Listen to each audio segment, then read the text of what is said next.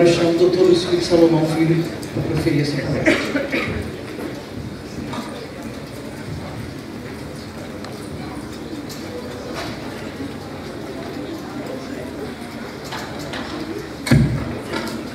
Muito boa tarde a todos.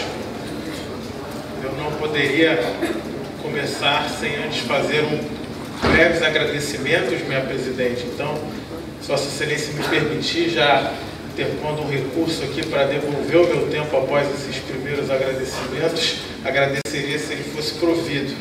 Bom, o tempo aí, gente.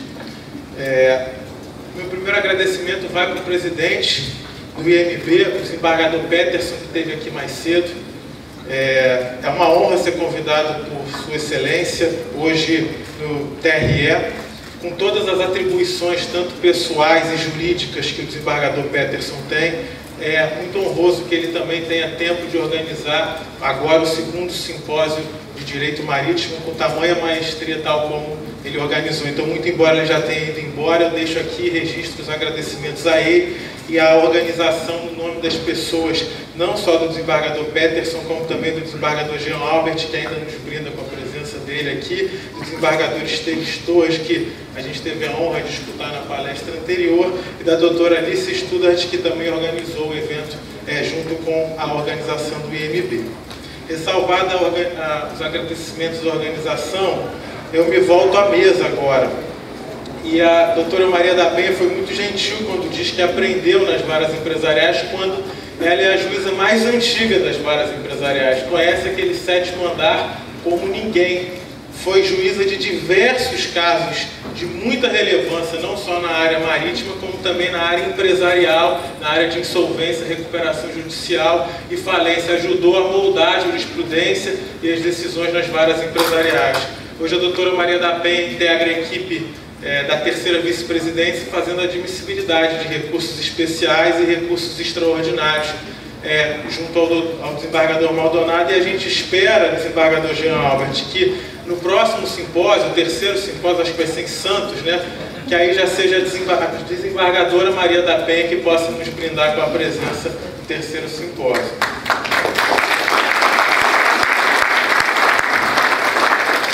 Gostaria de fazer uma saudação muito especial ao Dr. Godofredo Mendes Viana, um dos maiores especialistas do país na área de direito marítimo, cujo qual eu também tive muita oportunidade de aprender. Foi onde eu iniciei a advocacia, foi no Kincaid. Eu sou muito grato ao Dr. Godofredo por ter me acolhido no início da minha carreira na advocacia. Por último, também queria fazer, representando a doutora Mariana, presidente do CBMA, uma grande amiga, esposa de um desembargador também muito amigo, o desembargador Humberto Dalo, doutora Lília, que fez uma brilhante palestra aqui, tocou em diversos pontos que eu também vou tratar aqui, sobretudo na questão da eleição ou do local, por exemplo, eleito para medidas urgentes ou para a execução do título executivo do título judicial, como se vai executá-lo. São coisas que eu vou trazer aqui um pouco durante a minha explanação. Feito também esses agradecimentos ao pessoal da mesa, que não poderia deixar de fazê-lo, termino agora agradecendo a todas as autoridades que ficaram aqui até numa sexta-feira à tarde, 5 horas da tarde, para prestigiar o nosso painel, e eu faço das pessoas do desembargador Guaraci Viana, do nosso tribunal, compõe Câmara de Direito Privado, e do nosso sempre presidente, desembargador federal André Fontes, que nos brinda aqui com a sua presença também. Por fim, agradeço a presença aqui dos juízes, o Frederico Messias, que compõe e coordena o Núcleo de Direito Marítimo em Santos, e do representante do Tribunal Marítimo, o juiz Marcelo Davi, aqui presente. E de todos os advogados e todo o público que os faço na pessoa da doutora Marcela Merichar, que me ajudou com a minha apresentação aqui, e dos meus sócios Paulo e Rodrigo. Meu sócio Paulo Salomão, vice-presidente do Vasco, largou suas atribuições para assistir a gente aqui nessa tarde. Bom, ressalvado esses agradecimentos, quem já teve a oportunidade de ver uma palestra do ministro Luiz Roberto Barroso, hoje presidente do Supremo Tribunal Federal, ele começa todas as apresentações dele dizendo que ele vai dividir a sua fala em 3 partes. Como ele é presidente do Supremo, eu farei o mesmo, dividirei a minha fala em 3 partes simples. Acho que pelo avançar da hora eu deveria até dividir em duas. Estavam em 4, eu já passei para 3, não vou ser capaz de fazer em duas. Eu vou primeiro tratar de uma breve introdução, depois eu vou tratar das complicações que esse tema tem trazido e, por último, de como os tribunais o estão encarando, com uma também breve conclusão.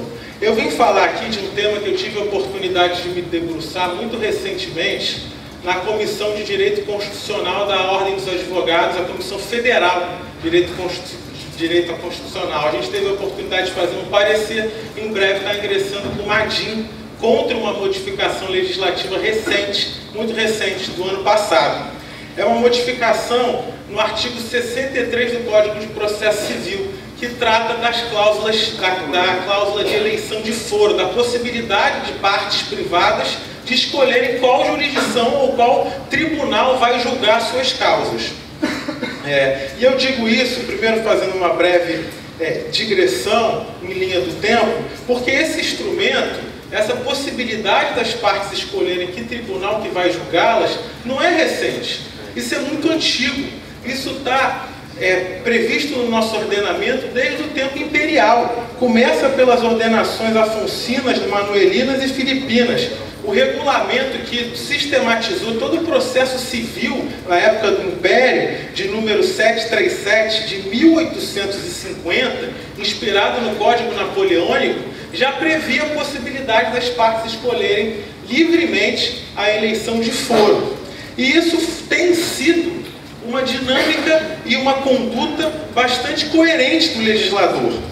Muito embora o CPC de 1939 não tivesse nenhum artigo expresso sobre a cláusula de eleição de foro, o Código Civil regulava essa questão. O Código Civil de 1916, doutora Maria da Penha, veja que tem mais de 100 anos.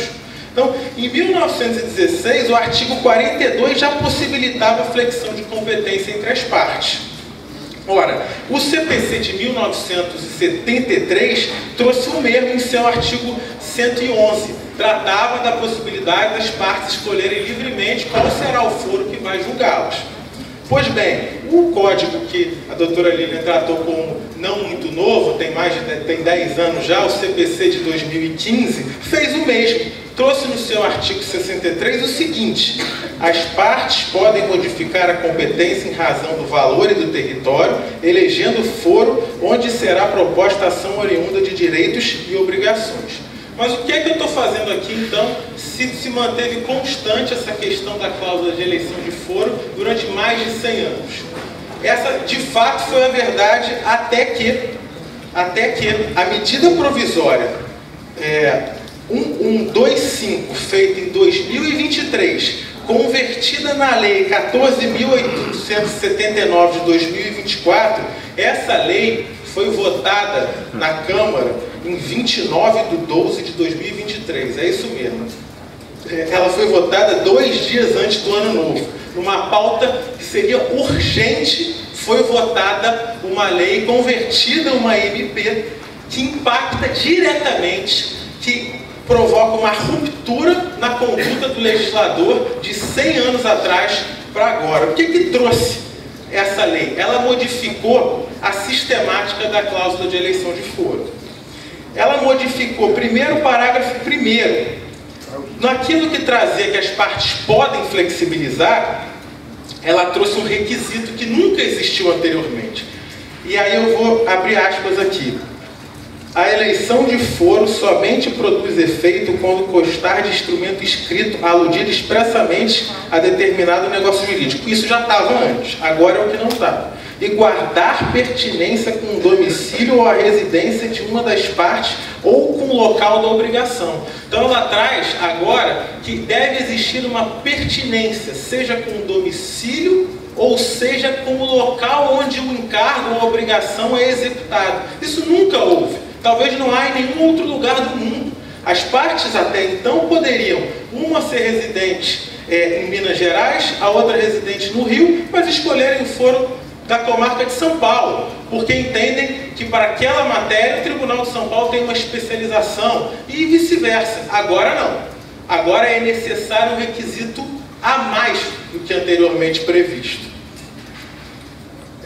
ela não só aditou o parágrafo 1º, como ela também acrescentou o parágrafo 5º, e trouxe que o ajuizamento de ação em juízo aleatório, entendido como aquele sem vinculação com o domicílio ou a residência das partes ou com o negócio jurídico na demanda, constitui prática abusiva, que justifica a declinação de competência de ofício.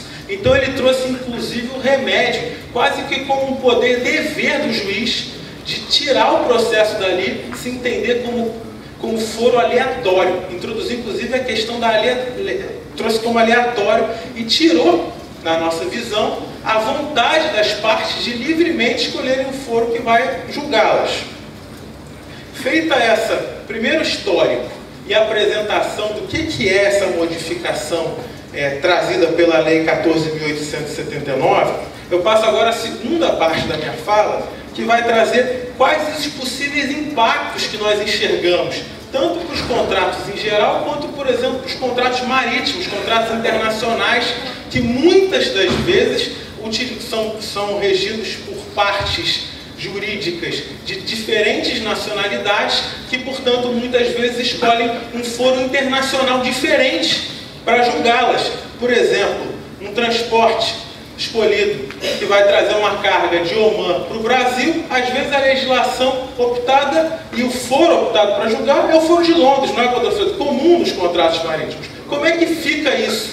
Quais os impactos que essa possível modificação legislativa tem nesse tipo de contrato?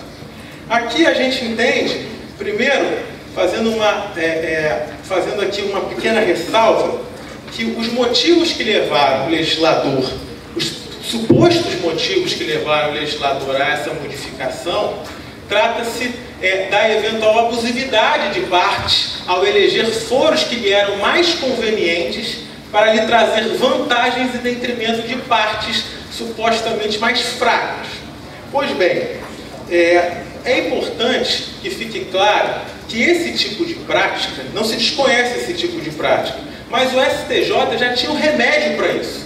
O nosso sistema legal, os tribunais, já haviam práticas e reiterados precedentes protegendo a abusividade, justamente em hipóteses como a que acabei de colocar. E aqui eu trago um único precedente que ilustra toda a jurisprudência até o momento do STJ sobre a questão. É um precedente, é um julgado de 17/4 do corrente ano, relatoria do ministro Marco Aurélio Belize. E eu vou ler aqui a única parte que ilustra toda a jurisprudência da STJ sobre o tema. Jurisprudência dessa Corte Superior possui entendimento no sentido da possibilidade de declarar a nulidade da cláusula de eleição de foro estipulada em contrato de adesão, desde que configurada a vulnerabilidade ou a hipossuficiência do aderente ou o prejuízo no acesso à justiça, incidente do óbice da súmula 83 do STJ. Veja que para os casos de hipossuficiência, de desbalanceamento entre as partes, o STJ já tinha o devido remédio e já coibia qualquer prática abusiva, razão pela qual não se entende que esse, então, seria um motivo apto a justificar essa modificação que o legislador passou a optar. E os impactos dela são gigantes, porque ele presume uma abusividade quando às vezes as partes somente optaram por escolher um juízo por qualquer outra conveniência que lhe seja peculiar. Agora, por exemplo, para a arbitragem, onde a gente enxerga que a cláusula compromissória pode ser afetada. A cláusula compromissória arbitral, ela vai eleger uma Câmara, vai eleger que as partes estão se abdicando da jurisdição estatal para então entregar essa jurisdição para um particular. Agora, e as medidas urgentes? As partes elegeram o foro para medida urgente. A cláusula 63, ela vai impactar nisso? As medidas urgentes terão que ser tomadas somente aonde o objeto contratual foi executado ou no domicílio das partes? A doutora Lilian trouxe aqui a executividade disso. Quando você vai executar, é importante que seja onde as partes têm ativos. No artigo 63, isso não será possível, porque terá que ser na residência de uma delas ou no foro onde o contrato foi executado. O foro para execução da sentença arbitral, ele é alterado por esse dispositivo novo do artigo 63? E o ajuizamento da ação anulatória? Vai ser aonde tem a sentença arbitral? Vai ser a sistemática do 63, onde o contrato foi regido? São perguntas e provocações que a gente deixa que talvez não tenham sido levadas em considerações por essa rápida e oportuna modificação, oportunista modificação legislativa 2 anos antes do término do ano.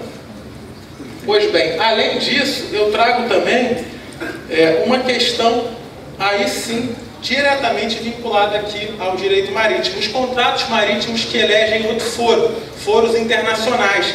Aí aplica-se o regimento do artigo 25. E o STJ vem aceitando com jurisprudência pacífica o artigo 25, que trata não compete à autoridade judiciária brasileira o processamento e o julgamento da ação quando houver cláusula de eleição de foro executivo estrangeiro em contrato internacional. Mas o artigo 25 do CPC faz remissão ao 63. E aí? A cláusula de eleição de foro internacional é válida agora? Ou somente se o contrato for executado no Brasil? Se ele for executado em algum... já que se ele for executado no Brasil, teria que ser então no Brasil? Mais provocações e eventuais consequências dessa alteração legislativa que foi carregada no final do ano passado. Passando agora para a terceira e última já parte, antes da conclusão, além dessas questões e obstáculos que eu trouxe até o momento, existe um terceiro, que é a aplicação dessa lei intertemporal, pois trata-se de uma modificação processual e que, portanto, deve ser aplicação imediata. Vai se aplicar isso nos processos em curso? Vai se alterar um processo que já teve produção de provas, ele vai ser remetido porque aquele foro escolhido pelas partes, agora ele é incompetente porque não guarda relação com o domicílio ou com a execução da avença? Como é que a gente vai fazer com os processos em curso? E aqueles que a parte assinou um contrato, passou pela diretoria, aprovou não sei aonde, foi, voltou, negociou, no final, não, vamos botar esse foro, porque não fica bom nem para você, não fica para mim, fica intermediário. As partes assinaram o contrato. Quando elas assinaram, elas sopesaram os riscos que tinham naquela avença. E aí? Vai reassinar ou não? Aquela cláusula passa a ser inválida.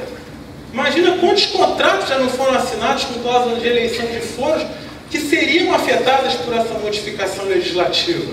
Bom, como os tribunais têm se comportado?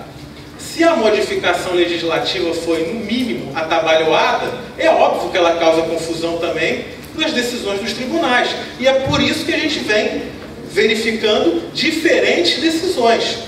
Eu tenho aqui, eu não vou me alongar, mas a gente tem julgados aqui do Tribunal do Rio, do Tribunal de São Paulo, onde às vezes se aplica imediato num caso e tira ele do juízo onde ele estava e joga ele para um novo juízo, e tem tribunais que entendem pela não aplicação dessa cláusula em processos que já foram ajuizados, porque a competência se materializou no momento do ajuizamento da ação.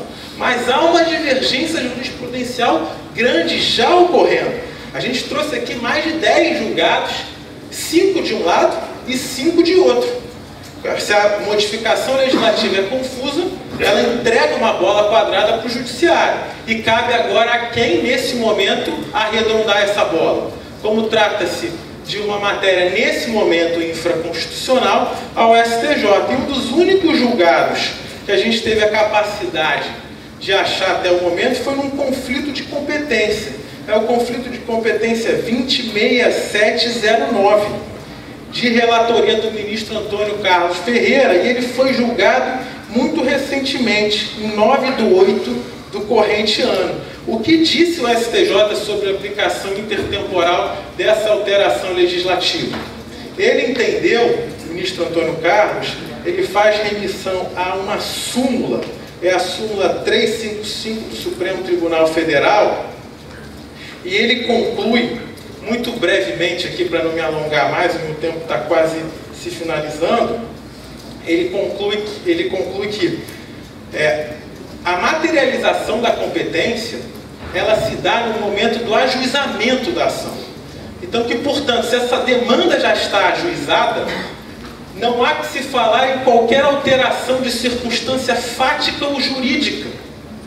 Aí aqui, por exemplo, seria uma alteração jurídica, porque se alterou a norma, então ela não tem o condão de alterar aquele processo que já está tramitando. Isso, obviamente, resolveria a parte dos processos em curso. Você resguarda, e aí, obviamente, o ministro Antônio Carlos sopesou pela segurança jurídica. Muito corretamente, na minha visão, ele sopesou a segurança jurídica das demandas já ajuizadas, o devido processo legal, economia processual no judiciário. Todos esses foram fundamentos que ele utilizou na decisão para optar por essa questão. Mas e agora? E os contratos que ainda não possuem uma demanda ajuizada, mas que já tem a sua cláusula de eleição de foro ali? E as partes? Bom, se tiver um problema aqui, agora eu vou ter que pensar qual vai ser o foro que vai me julgar, porque essa cláusula pode não ser válida mais. Como é que a gente, então, passaria agora, eu estou realmente na minha conclusão, a comissão de, como eu iniciei a minha fala, a Comissão de Direito Constitucional da Ordem dos Advogados no âmbito federal, aqui que eu tive a oportunidade de me debruçar sobre o tema, eu tive a oportunidade de ser relator do processo para verificar se a ordem ajuizaria uma ação direta de inconstitucionalidade contra essa modificação ou não. E a comissão foi unânime ao entender não só a de constitucional, como a de processo civil também, que embasou e nos ajudou com diversos pareceres e outros argumentos para que a gente pudesse montar o nosso parecer, que virou uma DIN hoje, que deve ser proposta no início do ano que vem. E a gente entendeu que essa modificação legislativa, ela afronta direto diversos dispositivos contratuais. Ela afronta principalmente a autonomia da vontade e da liberdade, a segurança jurídica, o ato jurídico perfeito, como a gente falou durante toda essa apresentação aqui, o acesso à justiça, o princípio do devido processo legal, o princípio da proporcionalidade, o princípio da razoável duração do processo e o princípio da liberdade econômica. Eu não vou me alongar aqui entrando em cada um desses itens, mas no fim o parecer entende pela necessidade da ordem de ir ao Supremo questionar essa DIN. Então, agora na conclusão mesmo, que aqui eu só trouxe problema, consequência, como é que os tribunais estão decidindo, mas a solução eu escrevi aqui, na verdade, alô Supremo, resolve isso aí, porque senão não vai dar para a gente, os tribunais não vão conseguir. A conclusão durante 100 anos o legislador legislou pelo princípio da liberdade das partes de poderem escolher livremente o juízo que vai julgá-las. Até juízos internacionais, o STJ validou o artigo 25 em diversos julgados.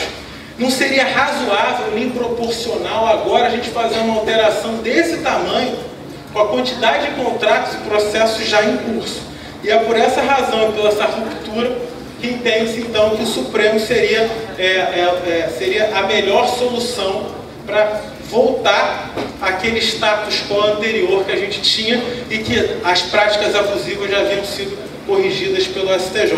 Então, com essas ponderações e provocações, eu agradeço muito a atenção com que vocês me escutaram. Muito obrigado. Muito obrigado, doutor. Realmente muito interessantes as suas ponderações, né, sobre essa questão da cláusula de eleição de foro. E vamos ver como é que o Supremo vai mudar essa DIN. Já foi proposta? Então vamos aguardar ansiosamente as cenas dos próximos capítulos, né? Bom, eu vou encerrar o painel agradecendo os ilustres palestrantes. Agradeço aí as suas generosas palavras também. Realmente ganhei a minha tarde, não apenas por ouvir tantos conhecimentos primorosos, mas por ter sido muito afagada aqui na minha alma com palavras tão delicadas. Muito obrigada, doutores. Obrigada aí pela participação dos senhores. Eu vou entregar aqui os certificados.